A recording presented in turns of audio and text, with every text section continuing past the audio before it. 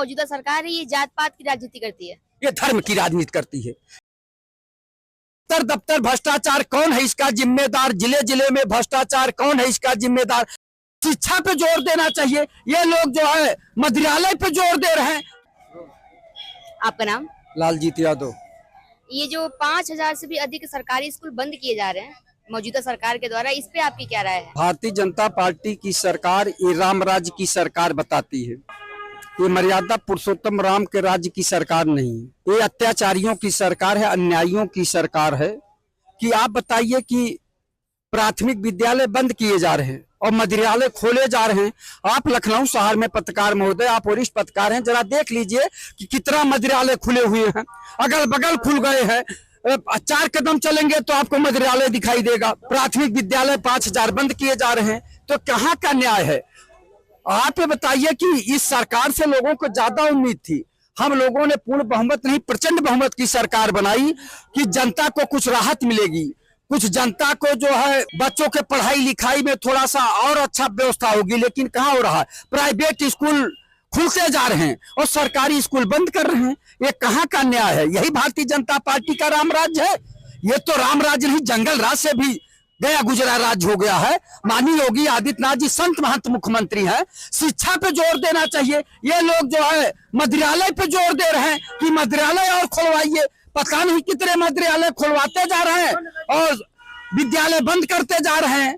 तो ये भारतीय जनता पार्टी की नीति है कि गरीब के बच्चे पढ़ने पावे, पिछड़े दलित के बच्चे पढ़ने पावे। और दूसरी बात है कि इन लोगों ने भारतीय जनता पार्टी की सरकार में एक और काम कर दिए, लिटरल एंट्री, यानी कोई दूसरे प्राइवेट संस्था में काम कर रहा तो उसको आईएएस बना के रख ले रहे हैं। आप ये बताइए आईएएस के लिए कितना यूपीएससी के परीक्षा देनी पड़ती, कितना मेहनत करना पड़ता है, उसके बजाय सीधे डायरेक्ट रख रहे हैं।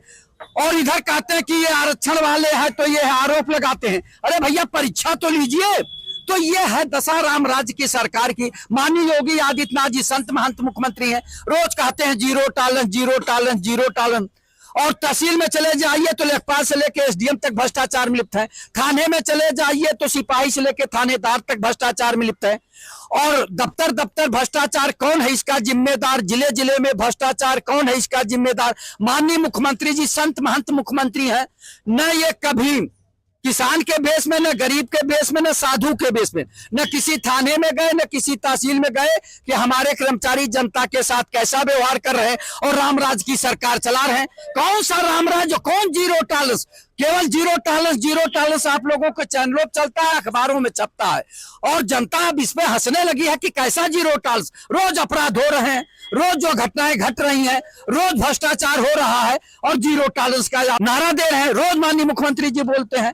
और सबसे ज्यादा तो आघात तक पहुंचा है जब प्राइमरी विद्यालय बंद किए जा रहे हैं और मंदिरालय खोले जा रहे हैं। तो जनता अब समझ गई कि ये जन कल्याणकारी सरकार नहीं है, बल्कि जनता का खून चूसने वाली सरकार है। ये गरीबी बेबसी लाचारी पे नहीं ध्यान दे रही है, न किसानों पे, न छात्रों पे, न नौजवानों पर, और रोजगार का सृजन भी नहीं कर रही। बेरोजगार भी घूम रहे। जिस देश में, जिस प्रदेश में एमएससी पीएचडी डिलीट करके, एमए एमएससी करके, D pharma, B pharma, M pharma करके, बीटेक एमटेक करके, पॉलिटेक्निक करके बच्चे बेरोजगारी का दंश झेल रहे हैं, उस प्रदेश का मुख्यमंत्री जो है जीरो टॉलरेंस की बात कर रहा है, रोजगार सृजन की बात नहीं कर रहा। और उस देश का प्रधानमंत्री कहता है कि हम विकसित भारत बना रहे हैं, हम विश्व गुरु बनने जा रहे हैं, हमारा विश्व में डंका बज रहा है। जिस देश में प्रति व्यक्ति आय घट रही है, बेरोजगारी की समस्या बढ़ रही है, उस भ्रष्टाचार बढ़ रहा, उस देश का प्रधानमंत्री कहता है कि हम विश्व गुरु बनने जा रहे हैं। बस विश्व गुरु नहीं बनने जा रहे हैं, ये पाखंड को बढ़ावा दे रहे हैं।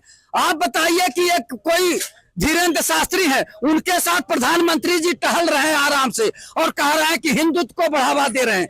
आप ये बताइए, एक बच्चा लखनऊ का शुभांशु शुक्ला अंतरिक्ष में गया, इधर विज्ञान की युग की बात करते हैं, चंद्रमा पे हम लोग बसने की बात करते हैं, और उधर एक तरफ तो वैज्ञानिक युग की बात कर रहे हैं और एक तरफ पाखंड की झाड़ फूक की तरफ ले जा रहे हैं, टोला टोटका की तरफ ले जा रहे हैं।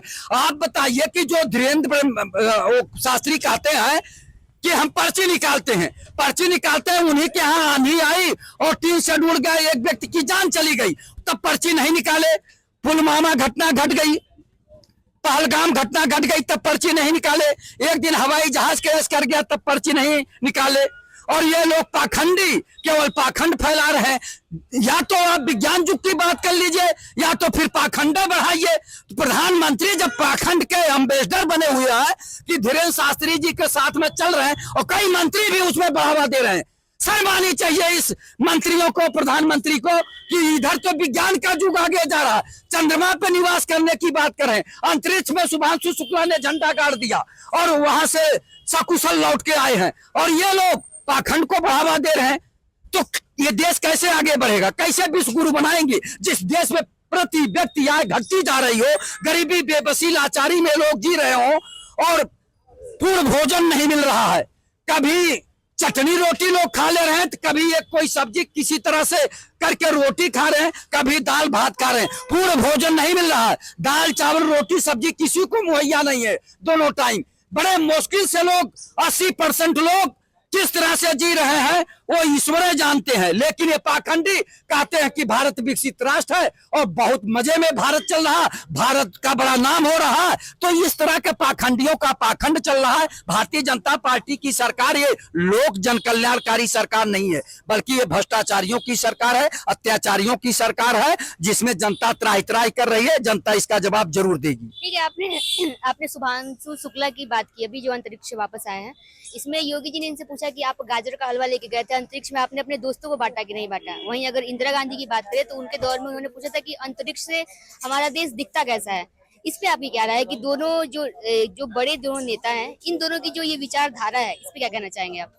इस मामले में इंदिरा जी का विचार बहुत अच्छा था कि हमारा देश कैसा लग रहा है। यहाँ हलवा कैसे खाते हैं, आम चूस के खाते हैं कि काट के खाते हैं। यह पाखंडियों की सरकार है और पाखंडी बस केवल जो है लोगों को गुमराह करते हैं, ये छलने का काम करते हैं। कोई कहता सत्तू कैसे खाते हैं, सान के खाते हैं कि भरा मिर्चा से खाते हैं कि आम की चटनी से खाते हैं, कैसे खाते हैं कि उसको जो है घोल के पीते हैं, जो है मिर्चा और प्याज काट के मिला के घोल के पीते हैं। ये प्रधानमंत्री बोलते हैं और प्रदेश के मुख्यमंत्री बोलते हैं। ये पाखंडी जनता को गुमराह करते हैं। अरे देश को विकास के रास्ते पे ले जाइए, लोगों के गरीबी बेबसी लाचारी से ऊपर जीवन स्तर उठाइए, और यहाँ बेरोजगारी है, बेरोजगारी को समाप्त करिए।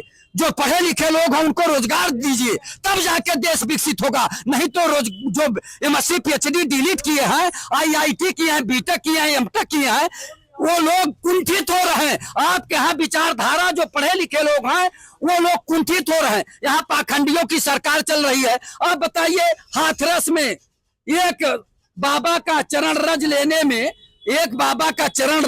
में 121 लोगों की जानें चली गई, और वो बाबा रुका भी नहीं, न पीठ ठोका कि जाओ बच्चा ठीक हो जाओ। और उस देश में प्रवचन ही प्रवचन चल रहे हैं, रोज एक नया बाबा पैदा होता है, और उसका जो प्रमोटर प्रधानमंत्री करते हैं, कुछ मंत्री करते हैं कि चलो वो रथ यात्रा निकालता है, पैदल यात्रा निकालता है, पता नहीं कौन सा राष्ट्र बनाने की बात करता है, और अपने घर में नहीं देखता है। वो उस बाबा के घर की स्थिति देखिए, उसके परिवार की स्थिति देखिए, तो पता लग जाएगा कि पाखंडी है कि सही है। तो ये है, लेकिन पाखंड को बढ़ावा जब देश के प्रधानमंत्री दे रहे हैं तो इस देश का भला ईश्वर करेगा, ये लोग नहीं कर पाएंगे। ये लोगों को तो जाना है, किसी की सरकार अस्थाई नहीं होती। आज इनकी सरकार है, कल दूसरे की सरकार आएगी। तब आपका कहना है कि जो प्रधानमंत्री है, जो देश की आधारभूत जरूरतें हैं जैसे शिक्षा, रोजगार, स्वास्थ्य, इस पे ध्यान नहीं देते हैं, लेकिन फिर भी इनका टेन्योर लगातार 3 बार से प्रधानमंत्री रह रहे हैं। इस पे क्या कहना है आपका?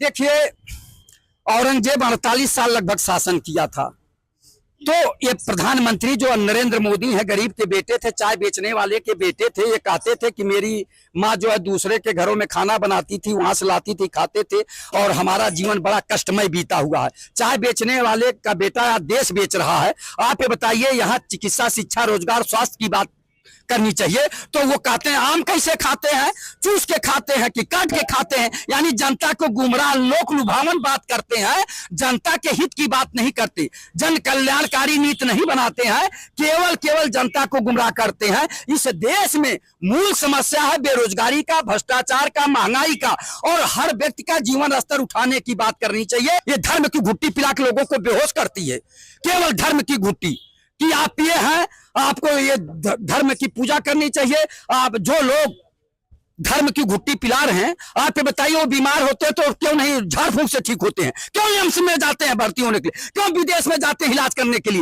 एक तरफ तो जनता को गुमराह करते हैं, पाखंड फैला रहे हैं, और अपना इलाज देश के सबसे बड़े अस्पताल, अच्छे अस्पताल में कराते हैं, नहीं तो विदेश में जाके इलाज कराते हैं, और जनता को कहते हैं कि झाड़ फूंक कराओ, झाड़ फूंक से अच्छे हो जाओगे। आप ये बताइए, ये बाबाओं को क्यों पैदा कर रहे हैं? ये बाबाओं का जो बढ़ावा दे रहे हैं, वो भी प्रधानमंत्री, कोई अन्य नहीं, देश के प्रधानमंत्री धीरेन्द्र शास्त्री के साथ जो है टहल रहे थे। आप बताइए कि ये क्या है? ये धर्म को बढ़ावा नहीं है, पाखंड को बढ़ावा नहीं तो है क्या?